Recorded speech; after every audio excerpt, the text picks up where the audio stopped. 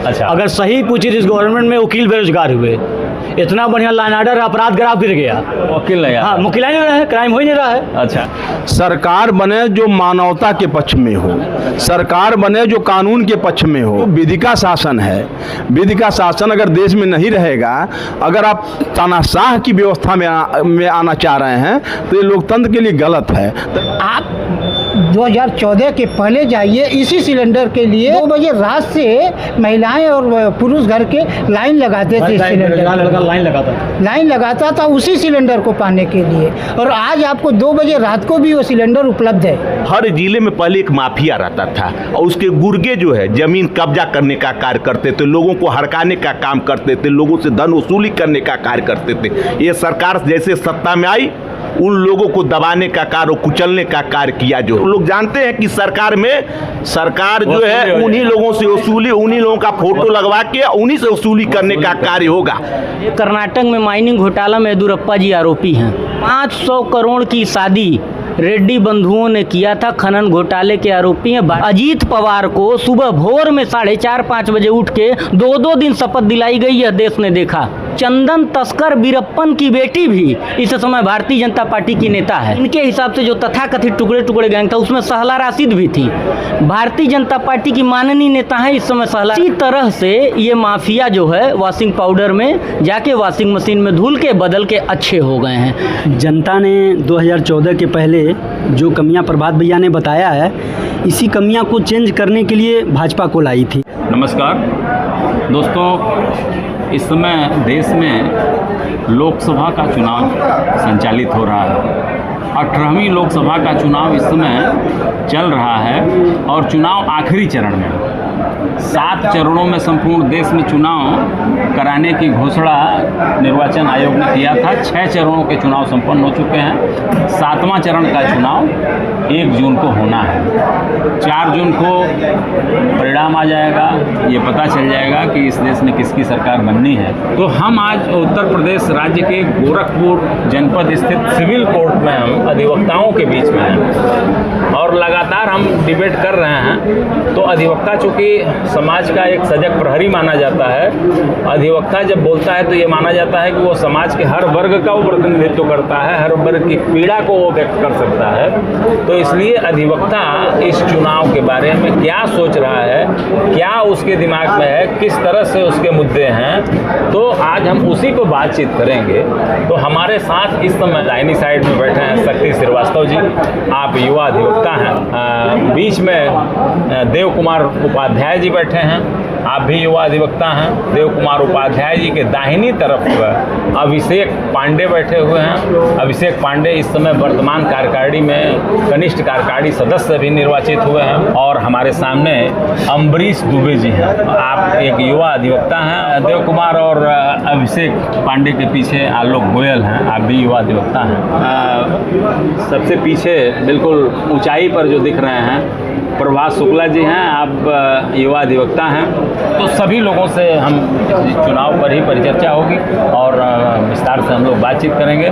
तो सभी प्रतिभागियों का हम अपने कार्यक्रम में स्वागत करते हैं। तो सबसे पहले अम्बरीश जी आपसे मैं शुरू करता हूँ। वर्तमान समय में इस चुनाव को आप किस दृष्टि से देखते हैं, क्या कहेंगे आप जानते होंगे कि एक व्यक्ति जो है, जो वर्तमान में भारत के प्रधानमंत्री हैं नरेंद्र मोदी जी, उत्तर प्रदेश के मुख्यमंत्री माननीय महंत योगी आदित्यनाथ जी हैं। मैं यही आपको बताना चाहता हूं कि इस गठबंधन में जितनी पार्टियां हैं सभी लोग गठबंधन करके एक चुनावी एजेंडा है, अभी तो उसमें यही नहीं डिसाइड हो पाया कि उनका अगर चुनाव वो जीतते हैं, बहुमत पाते हैं, तो उनका प्रधानमंत्री कौन होगा।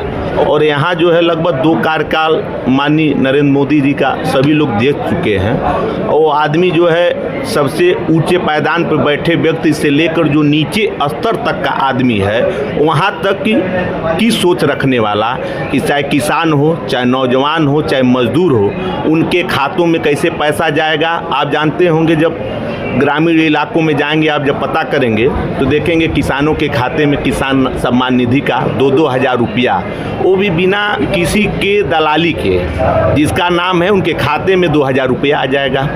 किसान सम्मान निधि, वृद्धा पेंशन, जो भी माताएं बुजुर्ग हो गई हैं चाहे जो भी हैं उनके खाते में 1000 रुपया सरकार जो है प्रतिमाह जो है वृद्धा पेंशन देती है। जिन माताओं के गर्भ में बच्चे अगर पल रहे हैं उनको भी सरकार की योजना है एक मुश्त जो है 6000 रुपया देने की जो है, वो भी ग्रामीण इलाकों में महिलाएं जो है अपना उसका भी लाभ ले रही हैं। और भी कुल मिला के जो सरकार के विकास कार्य हैं वही मुद्दा है। जी जी जी बिल्कुल बिल्कुल। आप देखे होंगे महाकालेश्वर मंदिर है, केदारनाथ मंदिर है, जितने माने भारतवर्ष में आप देखे होंगे जो हिंदुओं की आस्था का केंद्र था उसको इन्होंने जीर्णोद्धार करने का कार्य किया, उसको भव्य बनाने का काम किया। अभिषेक पांडे, आपसे मैं जानना चाहूँगा कि आप किस दृष्टि से इसको देखते हैं, क्या है आपके नज़र में मुद्दा, क्या बताएंगे आप? रोजगार और जीविकोपार्जन में बहुत भारी अंतर होता है। अंतर है बिल्कुल। इस सरकार ने समोसा बेचने, मूंगफली बेचने को भी रोजगार की श्रेणी में ला दिया, तो क्या मूंगफली और समोसे 2014 के बाद से ही बिकना शुरू हुए? इसके पहले इस देश में समोसा, मूंगफली, फल, चाट ये नहीं बेचा जाता था।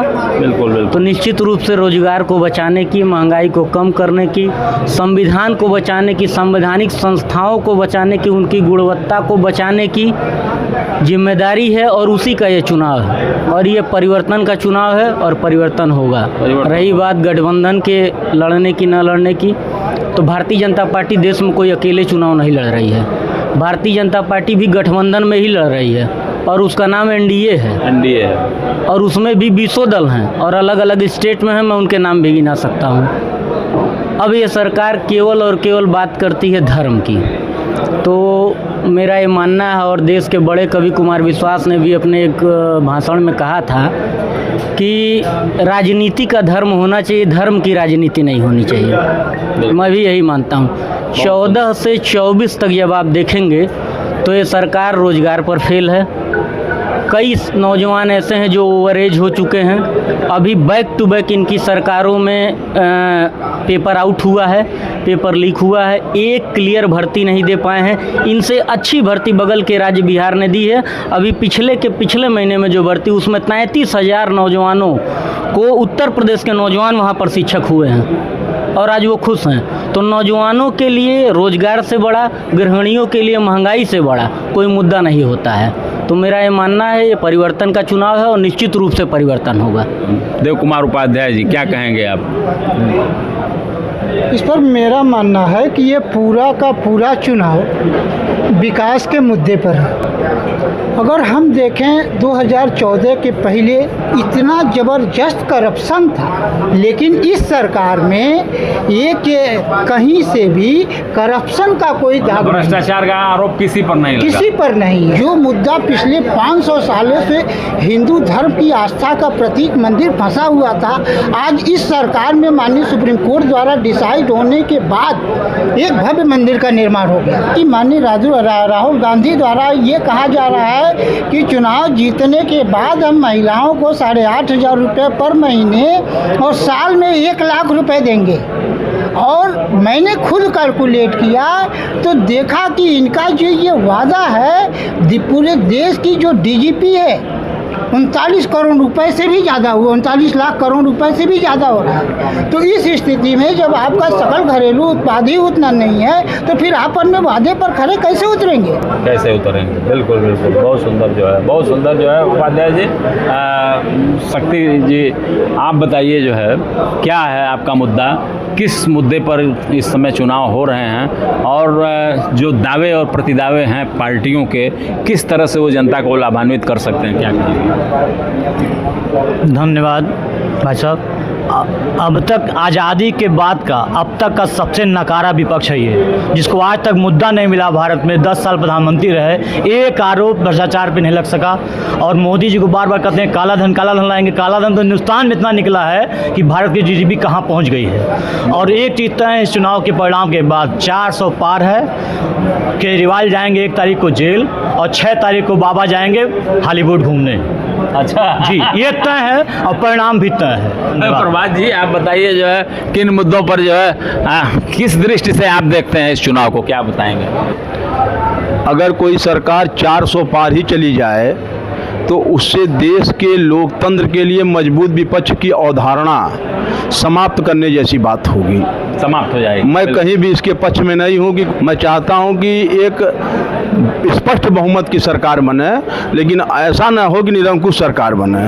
विपक्ष बहुत ज़रूरी है। सड़कें बन गई, क्या अनियंत्रित विकास को आप विकास की श्रेणी में मानना चाहते हैं? मैं पूछना चाहता हूं कि जब यहाँ पे 4 लेन बना, सड़कें बनी, तो अंधाधुंध पेड़ काटे गए।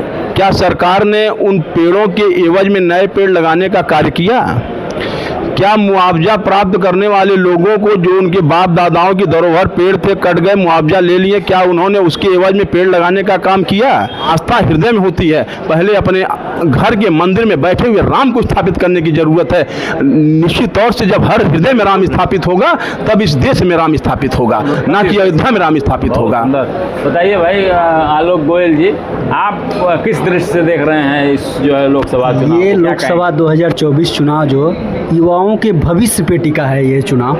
और रही बात उत्तर प्रदेश सरकार की, तो ये उत्तर प्रदेश सरकार पहले 5 साल में जितनी भी भर्तियां कराई सारा पेपर लीक हुआ। और लोकतंत्र में बदलाव होना ही खूबसूरती का एक लक्षण है सर। मतलब लोकतंत्र की खूबसूरती में बदलाव है, बदलाव होना जरूरी बहुत है। सुंदर जो है। अम्बरीश जी बताइए, जैसे यहाँ के मुद्दे पर सरकार फैल रही है, भ्रष्टाचार के मुद्दे पर सरकार फैल रही है, तो कैसे आप इसकी प्रतिरक्षा करेंगे, बताइए। भारतवर्ष में, पूरे भारत में अगर देखा जाए तो केवल लोग सरकारी नौकरी को ही रोजगार मानते हैं। और आप जानते होंगे नहीं तो कि कह रहे हैं जो है वो पूरे अम्बरीश ने तो बताया है पूरे कि भारत की जितनी जनसंख्या है, चाहे यही नहीं, भारत का कोई प्रधानमंत्री हो जाए, सबको रोजगार और सबको सरकारी नौकरी नहीं दे सकते, ये जान लीजिए। कोई आज तक यह नहीं देखता है कि जब मैं लॉ कर रहा हूँ, चाहे मैं ग्रेजुएशन कर रहा हूँ, चाहे एमए कर रहा हूँ, तो उसमें हमारी क्या क्वालिफिकेशन के साथ साथ मेरे अंदर क्या क्वालिटी थी। आप बताइए, लोग कहते हैं कि एक समोसा बनाने वाला बेरोजगार है, उसको भी आप रोजगार की श्रेणी में मानेंगे। एक होटल अगर चला रहा है तो उसको भी आप रोजगार की श्रेणी में मानेंगे। एक पंचर अगर साइकिल का जो बना रहा है वो आप जो है किसी से सर्वे करवा लीजिएगा, एक पंचर बनाने वाला, एक नाई बाल काटने वाला, इनकी डेली की अगर आमदनी देखा जाए तो 1500 और 2000 रुपये से कम नहीं। कारण है इसका भी, कारण में मतलब वो अपना जीविकोपार्जन कर ले रहा है। अच्छा आप बताइए, लोग उसके लिए फिर जो है मान लीजिए अगर पंचर बनाना है तो उसके लिए तो पढ़ाई की जरूरत नहीं है, उसके लिए तो कोई नहीं कर सकता। पढ़ाई की तो जरूरी पढ़ाई, शिक्षित होना हर जगह जरूरी है, क्योंकि जो शिक्षित होता है वो जानता है कि काम कैसे करना है, काम कैसे करना है भाई, काम करने का उसके पास एक तरीका होता है, मतलब बिल्कुल काम कैसे करना है। बहुत सुंदर, बहुत सुंदर। अभिषेक जो है काम जब हम पढ़ाई करके कोई काम करेंगे तो वो बेहतर तरीके से हम करेंगे। तो इसलिए जो है रोजगार जो है कोई ज़रूरी नहीं है कि नौकरी ही मिले तभी रोजगार। बताइए क्या कहेंगे इस पर आप। यहाँ पर जितने भी अधिवक्ता बंधु बैठे हैं, मैं उनसे यही जानना चाहूँगा कि कितने लोग अपने बेटे बेटियों को इसलिए पढ़ा रहे हैं, स्नातक पर स्नातक डी.लिट पीएचडी कराना चाह रहे हैं, नीट की तैयारी करवा रहे हैं कि वो उसको कंप्लीट करके आए और पंचर बनाए, क्योंकि वो भी रोजगार की श्रेणी में है और ज़बरदस्त रोजगार है। रोज़ 2000 कमा रहा, 60,000 महीने पा रहा है। हमारे बगल में आदरणीय वरिष्ठ अधिवक्ता बैठा, अभी एक वरिष्ठ अधिवक्ता ने रोजगार की बात की कि चप्पल बनाने वाला रोजगार है। तो क्या मैं जानना चाहता हूँ, उनका बच्चा जब कल स्नातक पर स्नातक कर लेगा या बीएड कर लेगा तो उसको कहेंगे कि बेटा जाओ चप्पल बनाओ। यहाँ बड़े बड़े अच्छे और वरिष्ठ अधिवक्ताओं को मैं जानता हूँ जो वर्षों तक एपीओ और मजिस्ट्रेट की तैयारी किए हैं या बीएड किए हैं, तो शिक्षक की तैयारी की है। जब नहीं हुआ है तो उन्होंने अपनी प्रैक्टिस शुरू की। क्यों नहीं वो पहले दिन से आके प्रैक्टिस करने लगे, या क्यों वो इसलिए संघर्ष यहाँ कर रहे हैं, अपने बच्चों को अच्छे स्कूलों में पढ़ा रहे हैं कि कल को गोल घर की सड़क पर समोसा बेचे, सुबह सुबह आके जलेबी बेचे, चाय बेचे। ये सिर्फ कहने सुनने की और मंच से कहने की अच्छी अच्छी बातें हैं कि एक वर्ग को लुभाया जा सके कि हमारे लिए आप बहुत इंपॉर्टेंट हैं और आपके पास रोजगार है, आपको इसकी ज़रूरत ही नहीं है। ज़रूरत क्यों नहीं है? क्योंकि हम देने के ही काबिल नहीं हैं। 2 करोड़ नौकरी की बात की है, 10 साल में 20 करोड़ नौकरियां होनी चाहिए। 10 करोड़ का आधा 5 करोड़, 1% नहीं दे पाई है ये सरकार। और पैसा भरवाती है, फार्म निकालती है, उसके बाद अभी यही 50-60 हज़ार पुलिस की भर्ती निकली थी, जिसमें इन लोगों ने क्या किया, निकली, पेपर आउट हो गया, आज तक पता नहीं है। उसके बाद सचिवालय में निकला था, उसका पेपर आउट हो गया, उसका आज तक पता नहीं। 2018 में बीडीओ की निकली थी, विलेज डेवलपमेंट ऑफिसर की, ग्राम विकास, आज तक उसकी भर्ती योगी जी नहीं करा पाए। उसके बाद अकाउंटेंट की 563 पदों का केवल इनको देना था ज्वाइनिंग लेटर। वो बच्चे प्री मेंस इंटरव्यू क्लियर कर चुके थे। जिस दिन ज्वाइनिंग लेटर देना था, योगी की सरकार आई और योगी की सरकार ने उस पूरी भर्ती को निरस्त कर दिया। ठीक है, उसके बाद वो आज तक पद नहीं निकला। बात कर लीजिए आप महंगाई पर, 400 रुपये के सिलेंडर पर इन्हीं की केंद्रीय मंत्री स्मृति ईरानी सिलेंडर ढोती थी सर पर, बिल्कुल बिल्कुल, और पूरा उधम मचा के रखी थी। 1200 रुपये पर ये बोलने वाली नहीं है सरकार। सीएनजी कहती है कंप्रेस नेचुरल गैस का आप इस्तेमाल करिए। सीएनजी उस समय कितने का मिलता था? 52 रुपये का। आज सीएनजी डीजल से भी महंगा है। बिल्कुल। उपाध्याय जी बताइए, तो कहाँ बात करेंगे ये लोग? महंगाई जो है आपकी नज़र में कितना बड़ा मुद्दा है, क्या कहें? सर हम आपको बता दें, पहले तो भाई साहब ने रोज़गार की बात कहा। यहाँ हमारी सबसे बड़ी समस्या ये है कि रोज़गार का मतलब हम सीधे सरकारी नौकरी से लगाते हैं, जो कतई नहीं होना चाहिए।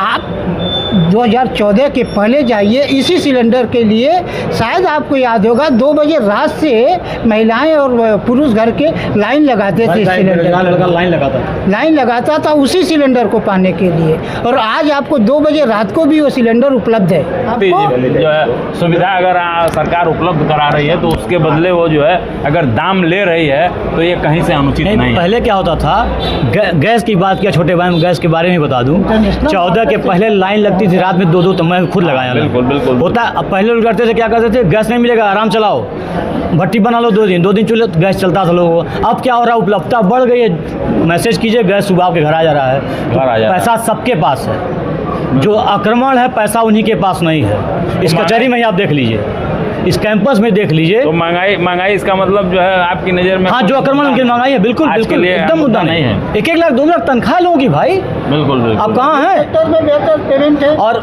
मोदी सरकार की स्टार्टअप योजना है, आप बिजनेस कीजिए, आपको सब्सिडी मिल रही है। कहाँ कमी है देश में? कमी वहाँ है विपक्ष को, जो कुछ मुद्दा है नहीं, उनको लाओ, उनको चोरी करो। जितने इनके पास गठबंधन वाले हैं सब चारा घोटाला, सजा याफ्ता। एक जेल से प्रचार करने आ गया, छूट मिला, उसको प्रचार किए। इस देश की विडंबना देखिए। आपको खेती करने जेल से बेल नहीं मिलेगी। आपको खेती करना, आप जेल में है तो आपको बेल नहीं मिलेगी। बेल क्या मिलेगा? चुनाव प्रचार की बेल। ये लोकतंत्र है भारत का। क्या बात है भाई, जो है। और आप सिर्फ आरोप लगा रहे हो। इससे पहले मनमोहन सिंह थे, रेनकोट पहन के नहाने वाले व्यक्ति, जो दूसरे बार कोल इंडिया में उनका नाम आया था। राहुल बाबा बेल पे हैं, सोनिया गांधी बेल पे हैं, पूरा विपक्ष बेल पे है। कहाँ दाग लगाए 10 साल में किसी के ऊपर? तो विपक्ष खाली बस जो है उसके पास कोई मुद्दा नहीं। अब आगे रोजगार की बात, रोजगार की बात थी। एक सहारा इंडिया कंपनी थी, विश्व की विशालतम परिवार था वो। इसी कांग्रेस गवर्नमेंट की नकारा योजना ने सहारा इंडिया परिवार को बंद किया। ये तो बड़ा मुद्दा है, बड़ा मुद्दा है हमारे परिवार। तो माननीय अमित शाह जैसा व्यक्ति है जो पैसा जमा करा, पैसा चुनाव के बाद कुछ बटा, चुनाव के बाद फिर बटेगा। प्रभात जी बताइए, जो है मुद्दा कुछ रह ही नहीं गया इस देश में, जो है खाली विपक्ष अनावश्यक मुद्दा बना रहा है। नहीं, देखिए महंगाई मान के चलिए, जैसे समय के साथ विकास बढ़ रहा है तो महंगाई उस हिसाब से बढ़ेगी। टोटल आप LPG पे डिपेंड हो जाएंगे, महंगाई बढ़ेगी। पेपर लीक आउट, मैं आपको 2014 से पहले उत्तर प्रदेश की भर्तियों में ले जाऊंगा। 2011 की TET भर्ती, जिसका अभी सुप्रीम कोर्ट फैसला किया, तो भर्ती का मुद्दा हुआ, रोजगार का मुद्दा हुआ। तो मैं समझ रहा हूँ ये सरकार और पिछली सरकार या दोनों सरकारों के पास कोई ना नीति है, ना नियम है, और सबसे बड़ी बात है कि इनके अंदर नैतिकता का भी अभाव है। तो जो आलोक जो है, आलोक गोयल जी बताइए, जो है जो कमियां प्रभात भैया ने बताया है, इसी कमियां को चेंज करने के लिए भाजपा को लाई थी। शिक्षा व्यवस्था तो इनके सरकार में एकदम लचर हो गई है। रही बात GDP की, तो हमारे प्रधानमंत्री जी एक तरफ कहते हैं कि विश्व का 5वां देश है, भरे सदन से कहते हैं कि 80 करोड़ गरीबों को मैं राशन दे रहा हूँ। तो सरकार जो है केवल राशन ही नहीं आपको दे रही है। आप गौर करिए, पहले की सरकारों में जो है लोगों की ज़मीनों को कब्जा कर लिया जाता था। आप जो है ज़मीन अगर खरीद के मान लीजिए कहीं दूसरे देशों में, अगर दूसरे स्टेट में चले गए या प्रदेश में चले गए, जब आदमी आता था देखता था उसके ज़मीन पर किसी मनबड़ वहाँ का माफिया जो है कब्जा कर लेता था। आज आपकी ज़मीनें सुरक्षित हैं, आज आपकी माँ बहनें सुरक्षित हैं। आप देखते रहे होंगे जैसे अगर कोई मान लीजिए मुस्लिम का कोई त्यौहार रहता था, उस समय पूरा हाई अलर्ट हो जाता था कि कहीं कोई बलवा न हो जाए, किसी की हत्या न हो जाए। इस सरकार में किसी की हिम्मत नहीं है कि किसी को जो है गाली दे दे या कि कहीं पर पत्थर फेंक दे, क्योंकि वो जानती है, लोग जानते हैं कि सरकार जो है उन्हीं लोगों से वसूली, उन्हीं लोगों का फोटो लगवा के उन्हीं से वसूली करने का कार्य होगा। पहले के सरकारों में यही होता था, इसलिए जनता ने उब कर जो है योगी जी को और मोदी जी को वोट दे रही है। बिल्कुल बिल्कुल, बहुत सुंदर जो है अभिषेक जो है बहुत सुंदर जो है इन्होंने परिभाषित किया है। लॉ एंड ऑर्डर जो है कितना बेहतर हुआ है। लॉ एंड ऑर्डर पे इतना ही सफल रही है कि जैसे अभी हमारे वरिष्ठ अधिवक्ता बता रहे थे कि पहले एक माफिया होता था, वो ज़मीन कब्जा कर लेता था, बिल्कुल, तो वो चिन्हित माफिया हो जाता था। अब जो माफिया होते हैं वो ज़मीन कब्जा कर लेते हैं, उसके बाद वॉशिंग पाउडर में चले जाते हैं। आप चलिए, कर्नाटक में माइनिंग घोटाला में येदुरप्पा जी आरोपी हैं, अभी भी हैं।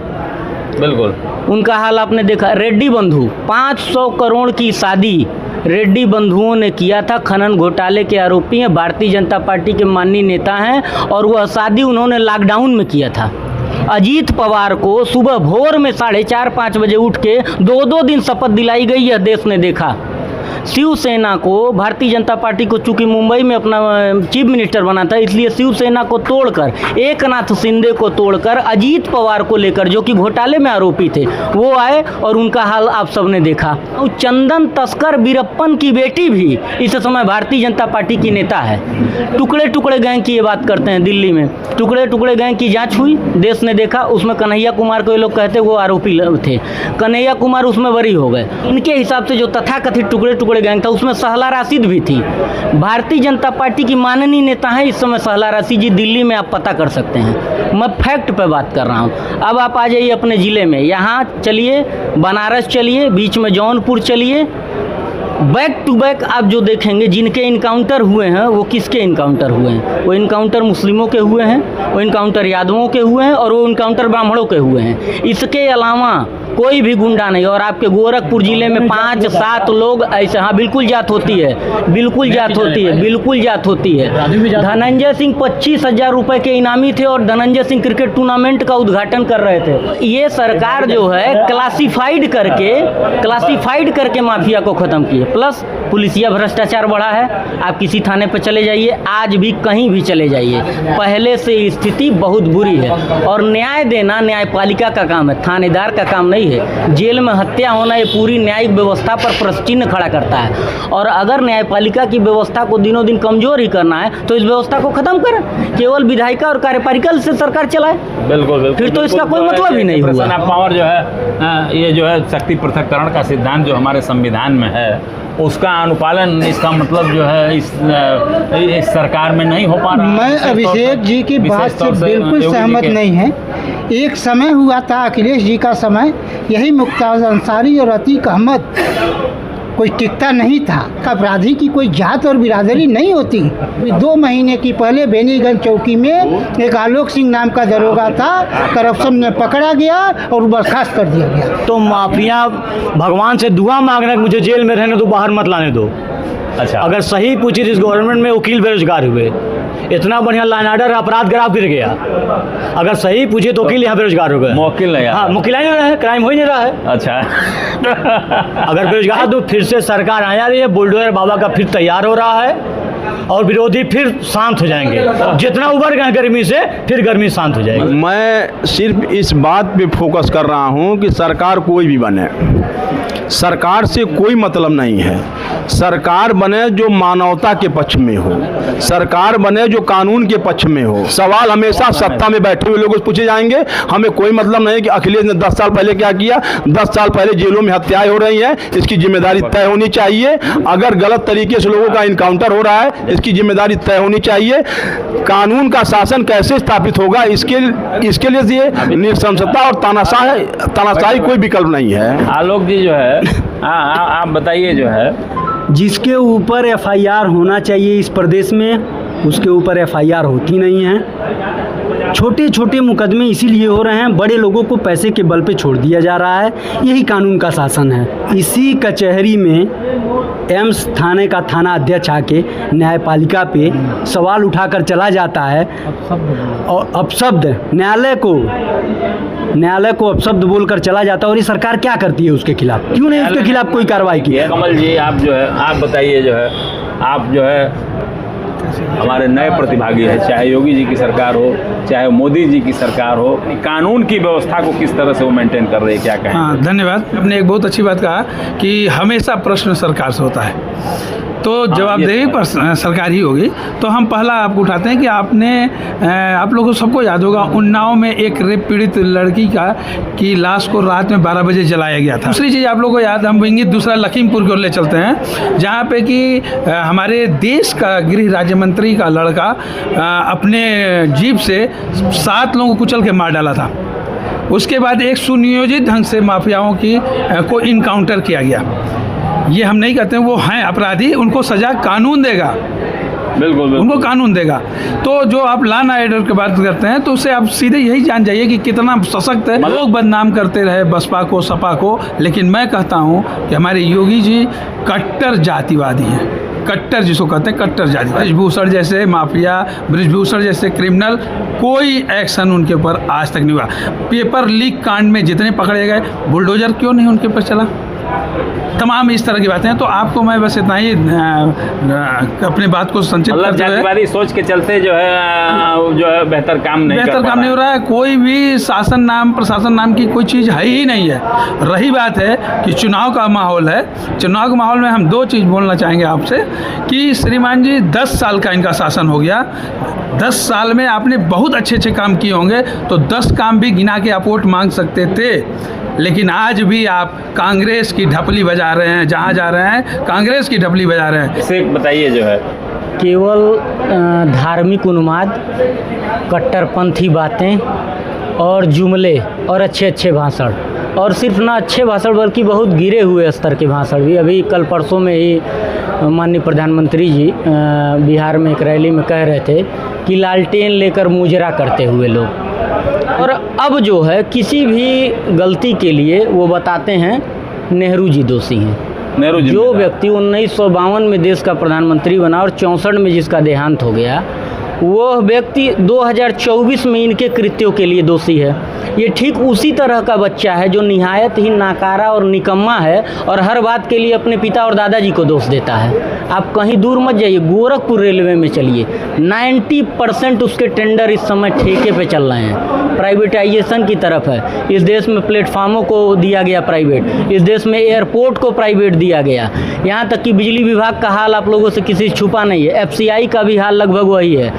उसके बाद ये लोग 49% की हिस्सेदारी जो है, जो विदेशी वो आता था, उसमें जब इन्होंने विरोध किया था, आधार कार्ड का विरोध किया, आधार कार्ड को नेसेसरी किया, GST का विरोध किया, GST को नेसेसरी किया, हर एक पॉइंट पर ये सरकार फेल है। दूसरी चीज़ इनका एक मैं बता दूं कि इन्होंने कहा 370 पर चौड़ी छाती करते हैं। 370 आपने ख़त्म किया, कश्मीर के हालात बदल गए, तो भारतीय जनता पार्टी का कोई प्रत्याशी कौन है कश्मीर में लड़ रहा है? अब आप ये महिला सुरक्षा की बात करते हैं, 3000 से अधिक महिलाओं के साथ गंदे अश्लील वीडियो बनाने वाला प्रज्वल रेवन्ना, उसको इसी चुनाव में इन लोगों ने विदेश भेजा उसके ऊपर, और वो इनके साथ अलायंसेस में चुनाव लड़ रहा है, और वो प्रधानमंत्री जी के साथ प्रज्वल रेवन्ना मंच शेयर किया है इसी 2024 के लोकसभा चुनाव में।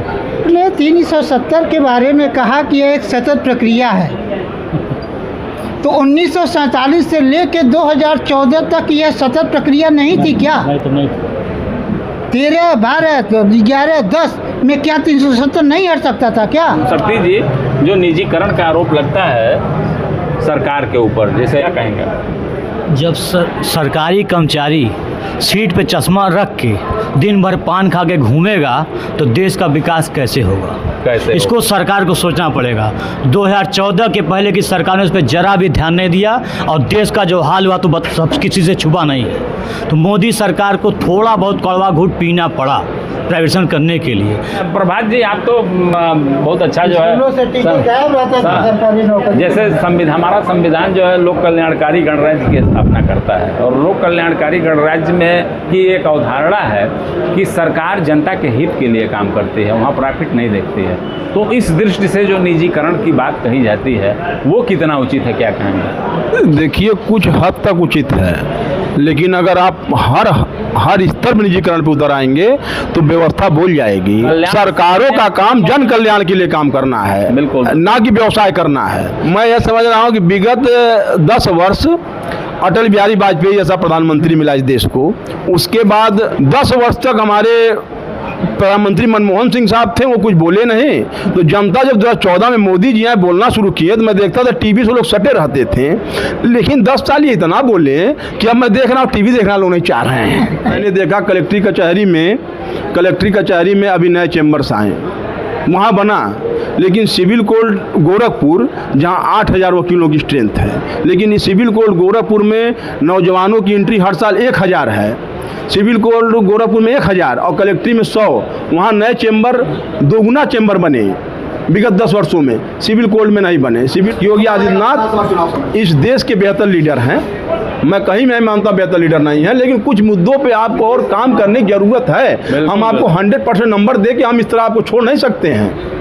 बिल्कुल। अब इसे ये बताइए जरा, हर सरकार की उपेक्षा का शिकार अधिवक्ता रहता है और सरकारें तो उपेक्षा करती ही हैं, अधिवक्ता संघों की भी उपेक्षा का शिकार अधिवक्ता रहता है। संविध संस्था है बार काउंसिल। बार काउंसिल हमारे लिए नियम बनाती है, कानून बनाती है। 1960 में कानून एडवोकेट एक्ट बना, 61 में जो है इन्फोर्समेंट हुआ। तब से लेके आज तक उत्तर प्रदेश बार काउंसिल में 25 सदस्य जाते हैं, जबकि इस समय 75 जिले हो गए हैं। कभी भी किसी बार काउंसिल के सदस्य ने यह आवाज़ नहीं उठाई जो है नए अधिवक्ताओं का पंजीकरण फीस शुल्क जो है हमारी डिमांड होती है कि शून्य किया जाए, कुछ न लिया जाए, या अगर लिया भी जाए तो नॉमिनल लिया जाए। जब ये मामला सुप्रीम कोर्ट पहुंचा है तब जाके सुप्रीम कोर्ट ने कहा कि आप इसको बढ़ा ही नहीं सकते जो है, इसके लिए तो पार्लियामेंट की अनुमति लेनी चाहिए। ऐसा नहीं, अधिवक्ता वर्ग उपेक्षित नहीं है। ये बीच के कुछ एक साल ऐसे आए कि जब अधिवक्ताओं ने अपना नेतृत्व जो है जिसको दिया, उन लोगों ने उनके नेतृत्व का गलत लाभ उठाया। तो 75 जिला का चुनाव है, 25 लोग चुने जाते हैं। मान के चलिए कि अगर हम अनुपातिक रूप से निकालें तो 3 जिले, 3 बड़े जिले पे 1 प्रतिनिधि है, लेकिन कॉन्स्टिट्यूंसी निर्धारित नहीं है। लेकिन कॉन्स्टिट्यूंसी निर्धारित नहीं, इसीलिए वो सिंगल 75 जिलों का अधिवक्ताओं का नेता माना जाता है। अब इसके लिए हम अपनी एक व्यवस्था, अच्छा इसमें क्या है कि एडवोकेट एक्ट में है कि अगर आप अधिवक्ता हैं, विधिक वृत्ति कर रहे हैं, तो आप कोई व्यवसाय भी नहीं कर सकते। हमारी ये प्रोफेशनल मजबूरी है और इसके लिए हमारे अलग एक्ट्स बने हुए। तो हमने 25 मेंबर को चुना, 25 मेंबर करोड़ों रुपए खर्च करके चुनाव लड़ते हैं। बिल्कुल बिल्कुल। पहले तो यही नहीं होना चाहिए। मैं एकदम ग्राउंड लेवल पर शुरू, हमको किसी को वोट देना है बार काउंसिल में, तो हमको ये अपेक्षा नहीं रखनी चाहिए कि वो आएगा, हमको पूरी सब्जी खिलाएगा, हमको नगद पैसा देगा, मेरी निजी ज़रूरतें पूरी करेगा, तब हम उसको वोट देंगे। इसी को सुधारना है और समय के साथ इसमें कुछ परिवर्तन भी होने चाहिए। जैसे प्रोफेशनल कंडक्ट को थोड़ा ठीक करना चाहिए। अगर कोई व्यक्ति रजिस्ट्रेशन नहीं करा रहा है, LLB करो, रजिस्ट्रेशन के बाद उसको अनुमति देनी चाहिए। सरकार को विधिक परिषद के साथ कोऑर्डिनेशन करके इस चीज़ों को करिया जाए तो धीरे धीरे ये चीज़ें समस्याएं समाप्त होंगी। एक दिन का ये विषय नहीं है। कैसे जो है अधिवक्ताओं की जो उपेक्षा है, अधिवक्ता संगठन, यहाँ हम अभिषेक जी के बात से सहमत हैं कि निश्चित तौर पर हम सभी अधिवक्ताओं को अपने संगठन के बारे में सोचना चाहिए और जो एडवोकेट एक्ट है उसमें वर्तमान परिवेश में संशोधन की बहुत बड़ी आवश्यकता है, क्योंकि आज 75 जिलों में मात्र 25 लोग चुने जाते हैं, वो अभी निरंकुश होते हैं। बिल्कुल निरंकुश होता है। भेजते हम लोग हैं, चुनते हम लोग हैं और हम ही के हित के बारे में वो सोचने से उनको कोई वो नहीं है, वे बिल्कुल नहीं सोचते, सिर्फ अपनी और अपनी सिर्फ अपने हित लाभ की बात वो करते हैं। और रही बात सरकारों की, तो सरकारों से तो हम ऑलरेडी उपेक्षित। अधिवक्ता एक लड़ने वाली कौम है, सत्य बोलने वाली कौम है, निंदा करने वाली कौम है, समाज में चेतना जगाने वाली कौम है। आज़ादी से लेकर आज तक अधिवक्ता हर जगह खड़ा हुआ, हर वर्ग के लिए खड़ा हुआ, हर वर्ग के लिए लड़ा। अब सबसे बड़ी बात यह है, ज़रूरत है आत्मसमीक्षा की, आत्मचेतना की। पहले हम खुद में सुधार करें, अपने परिवार में सुधार करें, अपने समाज का सुधार करें, अपने गांव, मोहल्ले, शहर और उसके बाद प्रदेश के साथ राष्ट्र और विश्व का के बारे में विचार करें। अगर हम इस क्रम में विचार करेंगे तो सुधार धीरे धीरे होगा, व्यापक सुधार होगा। बहुत सुंदर परिचर्चा रही। लोकतंत्र भीड़ तंत्र न बन जाए। लोकसभा निर्वाचन पर बहुत सुंदर ये परिचर्चा हुई है। हमारा एक आग्रह आप सभी लोगों से और हम सभी लोगों के माध्यम से हम अपने दर्शकों को इससे भी ये आग्रह करते हैं कि लोकतंत्र का ये महापर्व है और ये 5 साल में अवसर आता है और मतदाता जो होता है वो भाग्य विधाता है। इसलिए चुनाव के दिन अब आखिरी चरण बचा हुआ है, आप अपना मत जरूर डालेंगे और जो निर्वाचन आयोग का नारा है कि पहले मतदान फिर जलपान, इसका अनुपालन आप अच्छे से करेंगे। कार्यक्रम हमारा निश्चित रूप से आपको अच्छा लगा होगा। अभिषेक जी, देव कुमार उपाध्याय जी, प्रभात जी और भी लोग आए थे, लोग चले गए। आप लोगों ने अपना अमूल्य समय निकाला और राष्ट्र के उत्थान के लिए अपने अभिव्यक्ति का संप्रेषण किया। इसके लिए आप सभी लोगों को बहुत बहुत धन्यवाद।